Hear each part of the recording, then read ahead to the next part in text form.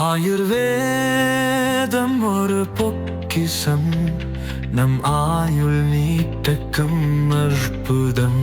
Doctor Srivarma's. தங்கம் விற்று ஃபாஸ்டா பணம் பெற ஃபாஸ்ட் மணி கோல்ட் 9655799557. மிகு உறுப்பினர் எம் போஜராஜன் அவர்கள்.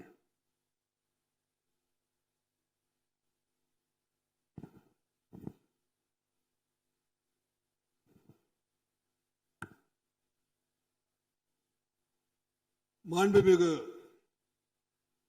பேரவைத் தலைவர் அவர்களே, மாண்புமிகு முதல்வர் அவர்களே, மாண்புமிகு அமைச்சர் பெருமக்களே, மாண்புமிகு எதிர்கட்சி தலைவர்களே, மாமன்றத்தின் உறுப்பினர்களே, உங்கள் அனைவருக்கும் எனது வணக்கத்தினை தெரிவித்துக் கொள்கின்றேன். இன்றைய தினம் எல்லோரும் வாழ்த்துக்குரியபடி நமது முதல்வர்களுடைய பிறந்த நாள். அந்த வாழ்த்திலே நீங்கள் எத்தனை பேர் வாழ்த்து கூறினாலும் கூட என்னுடைய வாழ்த்துக்கு சற்று முக்கியத்துவம் இருக்கின்றது என்பதை உங்களுக்கு கூறிக்கொள்ள நான் ஆசைப்படுகின்றேன். ஏனென்றால் அதை தெரியுங்களா?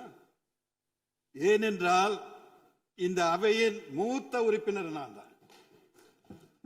ஒரு மூத்த உறுப்பினரின் வாழ்த்துக்கள் நமது முதல்வர்களுக்கு சேரும் பொழுது மிக்க மகிழ்ச்சி நாடுகின்றேன் என்பதை மகிழ்ச்சியுடன் தெரிவித்துக் கொள்கின்றேன்.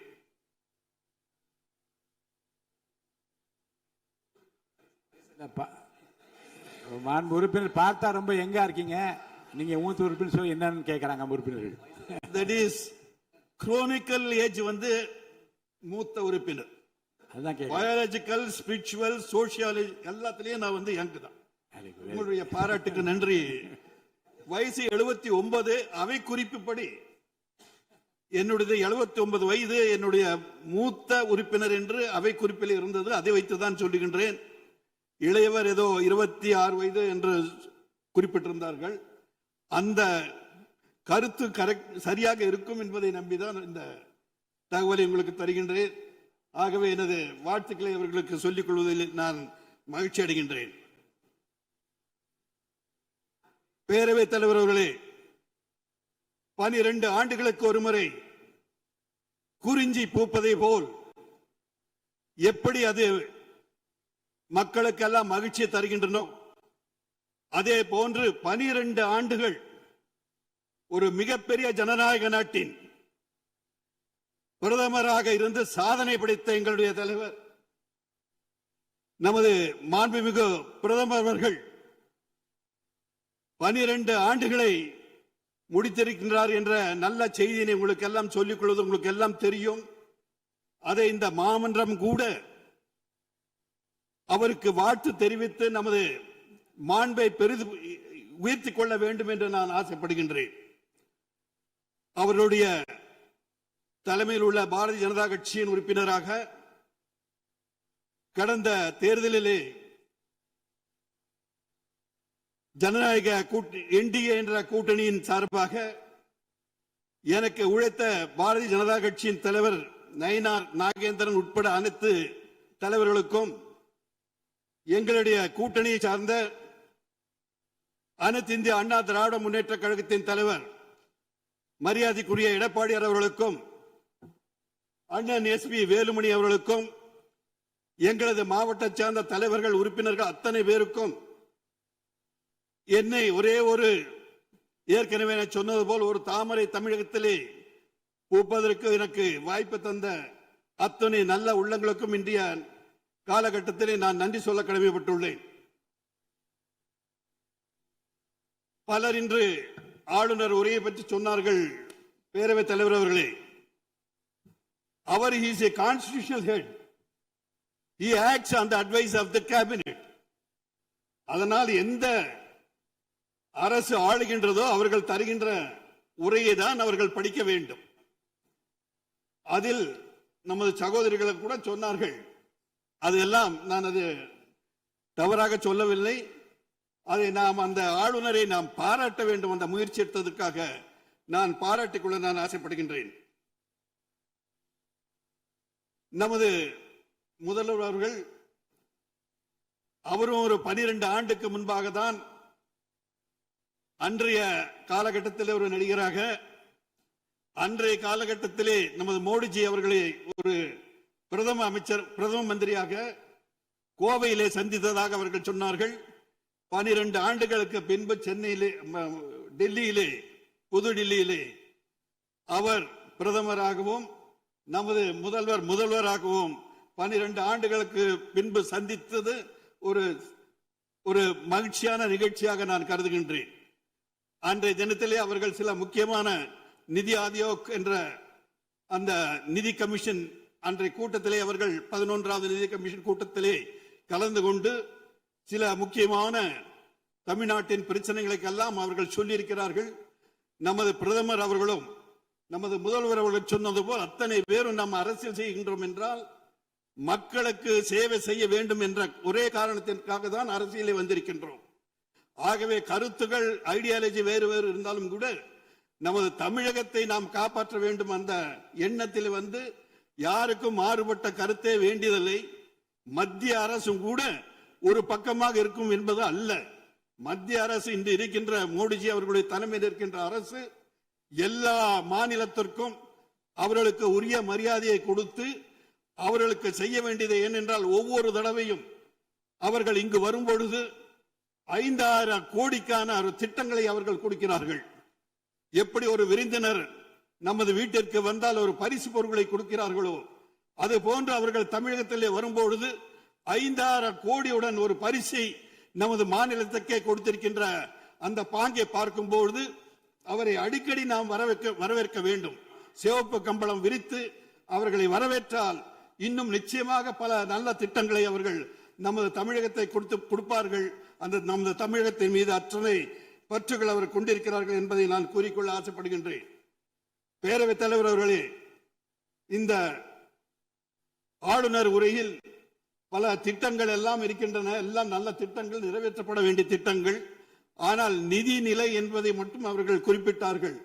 நிச்சயமாக நிதி நிலை மோசமாக இருந்தாலும் கூட பல்வேறு பெரிய பெரிய கன்சல்டன்ட் எல்லாம் வச்சு அந்த நிதி ஆதாரத்தை எல்லாம் பெருக்கி நமது மக்களுக்கு நீங்கள் என்னென்ன வாக்குறுதிகளை கொடுத்திருக்கிறீர்களோ, இன்று பயிர் விவசாயிகளுடைய பயிர் கடன் எல்லாம் 75,000 வரை நீங்கள் நீக்க வேண்டும் என்று சொல்லியிருக்கிறீர்கள். ஆனால் ஏற்கனவே வாக்குறுதி நீங்கள் கொடுத்திருப்பது முழுமையாக நீக்கி தருகின்றோம் என்று சொல்லியிருக்கிறீர்கள். அதற்கெல்லாம் நீங்கள் முயற்சி செய்து நிதி ஆதாரத்தை நீங்கள் பெருக்கி விவசாயிகளுக்கு உதவி செய்ய வேண்டும் என்பதை மட்டும் நான் சொல்லிக்கொள்ள நான் ஆசைப்படுகின்றேன். இவர்கள் பலரும் சொன்னார்கள், இணக்கமாக இருக்கின்றார்கள் என்று. ஆளும் கட்சி பாரதிய ஜனதா கட்சியுடன் இருக்கின்றது என்று திராவிட முன்னேற்ற கழகம், திராவிட முன்னேற்ற கழகத்தினுடன் பாரதிய ஜனதா கட்சி இணக்கமாக இருக்கிறது என்று ஆளுங்கட்சியும் சொல்வதெல்லாம் இதெல்லாம் ஒரு பாசிட்டிவ் ஆட்டிடியூட தான் இருக்கணும். எதுக்கு அது நேர்மறை எண்ணங்களாக நாம் எடுக்காமல் எதிர்மறை எண்ணங்களாக நாம் இணக்கமாக இருப்பதுதான் நல்லது. குளோபல், அதாவது நம்ம வாசுதேவ குடும்பம் என்று நினைக்கின்ற எங்களுடைய கட்சி எல்லோரும் இணைந்து செய்ய வேண்டும், எல்லோருக்கும் இருக்கின்ற மொழியிலே நாம் செய்ய வேண்டும் என்ற எண்ணத்தை கொண்ட நமது கட்சி. ஆகவே இந்த ஒரு இணக்கமான நீங்கள் செய்ததுதான் நமது வருவாய்த்துறை அமைச்சர் அவர்கள் டெல்லியிலே சென்று அவர்களுடைய நமது பிரதம மந்திரி சந்தித்தார் என்று தெரியவில்லை. 1000 கோடி பேரிடர் நிதியை தந்தார்கள் என்ற ஒரு நல்ல செய்தி எல்லாம் சொன்னார்கள். இணக்கமாக இருப்பது என்றது நியாயமான கோரிக்கைகளுக்கு மத்திய அரசு என்றும் நிலையாக நிற்கும் என்பதை மட்டும் சொல்லிக்கொள்ள ஆசைப்படுகின்றேன். இந்த மேகதாது விவகாரத்திலும் கூட சிலர் எல்லாம் திசை திருப்புகின்ற மாதிரி பேசினார்கள். எந்த காலகட்டத்திலும் ஏற்கனவே சிலர் சொன்னது போல், நமது அமைச்சர் எல்லாம் சொன்னது போல், அந்த சுப்ரீம் கோர்ட் ஆர்டர் எல்லாம் இருக்குது, அதை டீவியேட் பண்ணி எல்லாம் பண்ண முடியாது. நிச்சயமாக மத்திய அரசு எந்த அரசுக்கும் அப்படி இருந்தா, நம்ம காங்கிரஸ் கட்சி உறுப்பினர்கள் எல்லாம் உங்க கூட அமைச்சர் எல்லாம் கொடுத்திருக்கீங்க, அவங்கள வச்சு கூட you can use your good office. அவர்கள் எல்லாம் பேசி டி.கே. சிவகுமாரிடம், முதல்வரிடம் எல்லாம் பேசி செய்ய வேண்டியதை பேசுங்க. எல்லாரும் நமது தமிழகத்துடைய உரிமையை காப்பாற்ற வேண்டும் என்பது அடிப்படை எண்ணம். ஆகவே அந்த மாதிரி முயற்சி செய்யலாமே தவிர மீண்டும் அந்த மத்திய அரசை குறை கூறுவதை தயவு செய்து தவிர்க்க வேண்டும் என்பதை நான் அன்பாக கேட்டுக்கொள்ள ஆசைப்படுகின்றேன். கடந்த காலங்களிலே தமிழகத்திற்கு மட்டுமல்ல தேசிய அளவிலே நமது பாரதிய ஜனதா கட்சி பல திட்டங்களை எல்லாம் செய்திருக்கின்றன. அதை இங்கு புள்ளிவரெல்லாம் சொன்னால் காலம் தாமதமாகிவிடும் என்பதற்காக அதை தவிர்த்து என்னை தேர்ந்தெடுத்த என்னுடைய ஊட்டி மக்களை, ஏன்னா ஊட்டி சிறப்பாக இருந்தால்தான் உறுப்பினர்கள் எல்லாம் கூட அங்க வந்திருந்து நல்ல முறையிலே ஊட்டி நல்லா இருக்கு 4 நாள் இருக்கலாம் சொல்லி நீங்கள் எல்லாம் எங்களுடைய விருந்தோம்பல் செய்வதற்கு நாங்கள் தயாராக இருக்கின்றோம், நீங்கள் வர முடியும். ஆனால் அங்கு மோசமாக இருந்தால் என்ன தமிழகத்திலே ஒரு சுற்றுலா தலத்தை சிறந்த என்ன சொல்றாங்க, கேரளத்தை அவர் ஓன் காட்ஸ் ஓன் ஸ்டேட் சொல்வார்கள். நாங்கள் பெருமையாக சொல்லுகின்றோம், God's own district is Nilgiri district. அந்த மாதிரி வளமும் வாய்ப்பும் இறைவனால் தந்த ஒரு மாவட்டத்தை மிக சிறப்பாக செய்ய தவறிவிட்டோம் இதுவரை. இனிமேல் செய்ய வேண்டும், அது நிச்சயம் வாய்ப்புகள் இருக்கின்றன. அதற்கு நமது முதல்வர்களும் அமைச்சர் பெருமக்களும் சம்பந்தப்பட்டவர்கள் எல்லாம் நாங்கள் கொடுக்கின்ற திட்டங்களை எல்லாம் பரிசீலனை செய்து அந்த இன்ஃப்ராஸ்ட்ரக்சர், அதாவது சுற்றுலா தலங்களுக்கு எது வேண்டுமோ அதை நீங்கள் செய்து தர வேண்டும் என்று நான் அன்போடு கேட்டுக்கொள்கின்றேன். அதுவும் இல்லாமல் முக்கியமான எங்களுடைய கோரிக்கை, நீங்க மாண்பு உறுப்பினர் இன்னும் விரிவா விளக்கமா கூட உங்களுடைய கோரிக்கைகள் எல்லாம் வரிசைப்படுத்தி இல்ல நான் சொல்ல வர கருத்து இல்ல நிறைய எழுதி கொடுத்தா கூட அது அவை குறிப்பில் ஏற்றி உங்களுக்கு நல்ல முடிவுகள் ஏற்பட வாய்ப்பு இருக்கிறது. எழுதி கொடுத்துருங்க, எல்லாத்தையும் கொடுக்குறேங்க. 2-3 எங்களுடைய சமுதாயத்தை பற்றி சிலருக்கெல்லாம் நன்றாக தெரியும். படுக சமுதாயம் என்பது it's a unique community exists only in Nilgiri district.